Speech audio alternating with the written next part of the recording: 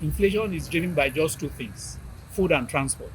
We expect transport to improve, the cost of transport to go down throughout the next year because of all the things being doing now with gas and electric vehicles. But food prices cannot go down when farmers cannot go to the farms. The kind of growth we expect will not happen unless we deal with the security situation by ensuring that we move policing to all those levels so that the remotest farms in Nigeria can be protected by the state and other levels of policing at those levels. Because all the policies now will work if you have security. So there are brilliant bills already in the policies of the budget and even the states.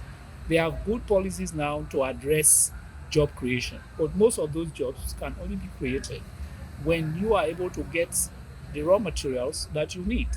A lot of industries are dependent on agro-based raw materials.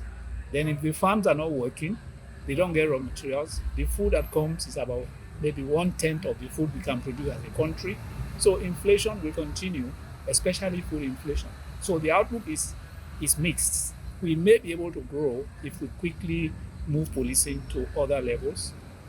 If we don't, we will have a much slower growth that we are supposed to get, because we will still have some growth from the fact that there's going to be improvement in transportation.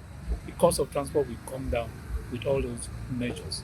But so the outlook is like, okay, we could probably grow by 6 or 7%, but we could end up growing by just 2 or 3% if we don't address the fundamental issue of our security system. Because the security system itself will affect power supply. Because every month, every week, you hear that cables and towers are being destroyed by terrorists. So if you don't have security, you cannot guarantee power. If you don't have security, you cannot guarantee food production. So everything, you can't even guarantee education without security.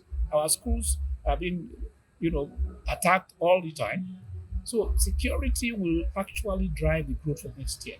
If we don't fix security, the growth rate will just be hovering around where we are now, because the security situation will remain about the same.